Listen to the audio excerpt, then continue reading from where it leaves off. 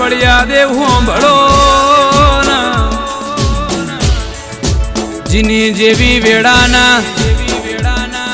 એ જીની જેવી સમયના એ લેખન લલાટે તમે કોમો કર્યો મારા બળિયા દેવ હોંભળો ના